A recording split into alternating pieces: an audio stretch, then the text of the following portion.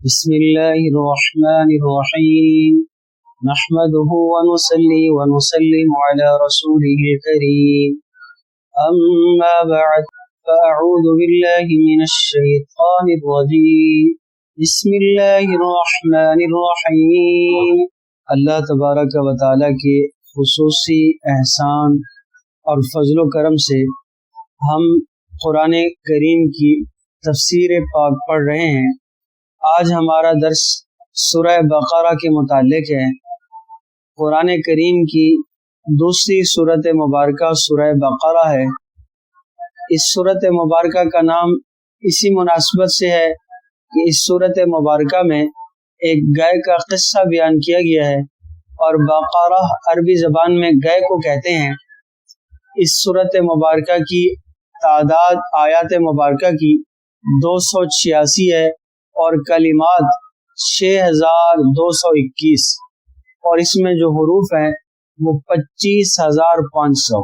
یہ سورت مدنی ہے، یعنی ہجرت مدینہ طیبہ کے بعد نازل ہوئی، اگرچہ اس کی بعض آیات مکہ مکرمہ میں حج کے وقت نازل ہوئی ہیں، مگر وہ بھی باصطلاح مفسرین مدنی کہلاتی ہیں، اس لیے کہ مفسرین مدنی ان صورتوں کو کہتے ہیں جو ہجرت مدینہ کے بعد نازل ہوئی ہیں، اگرچہ وہ مکہ میں ہی کیوں نہ نازل ہوئی۔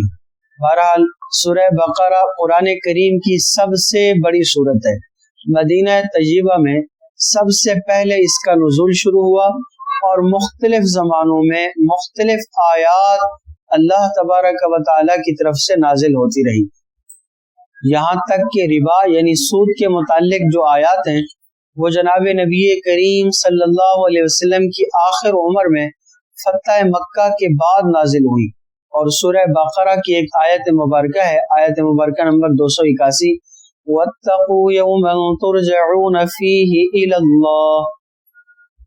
یہ قرآن کریم کی بالکل آخری آیت ہے جو 10 ہجری ذی الحجہ کو مینا کے مقام پر نازل ہوئی، جبکہ حضرت صلی اللہ علیہ وسلم حجۃ الوداع کے فرائض ادا کرنے میں مشغول تھے، اور ایک روایت کے مطابق اس کے بعد جناب نبی کریم صلی اللہ علیہ وسلم اس دنیا میں 90 دن رہے، اور پھر ہمیشہ ہمیشہ کے لیے وحی کا سلسلہ ختم ہو گیا۔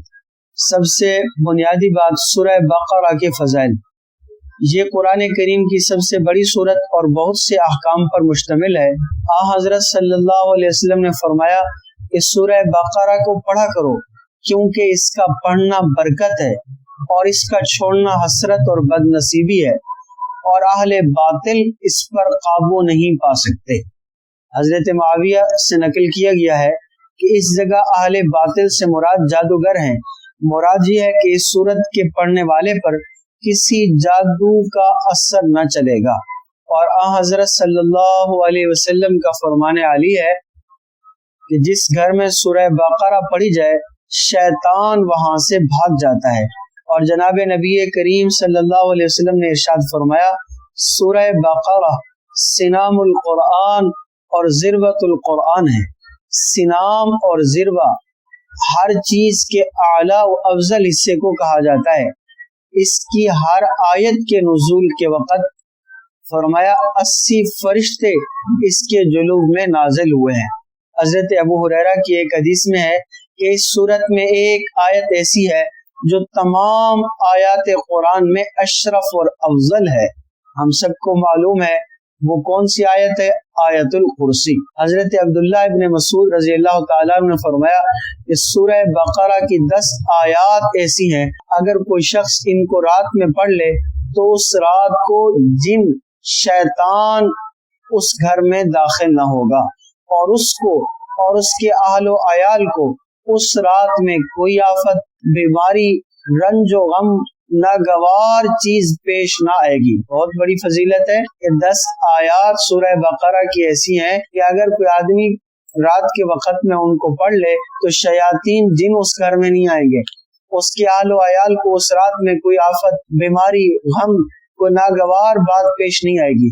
اور وہ آیات اگر کسی مجنون پر پڑھی جائیں تو اس کو افاقہ ہو جائے۔ وہ 10 آیات مبارکہ یہ ہیں، 4 آیتیں شروع کی پھر 3 آیات درمیانی یعنی آیت الکرسی اور اس کے بعد کی 2 آیتیں، اور پھر سورہ بقرہ کی آخری 3 آیات مبارکہ للہ ما فی السماوات و ما فی الارض سے اللہ تبارک و تعالی نے اگر چاہا تو انشاءاللہ ثم انشاءاللہ ہم سورہ بقرہ کے مضامین کا کل تذکرہ پڑھیں گے۔ اللہ ہم سب کو قرآن سے محبت نصیب فرمائے۔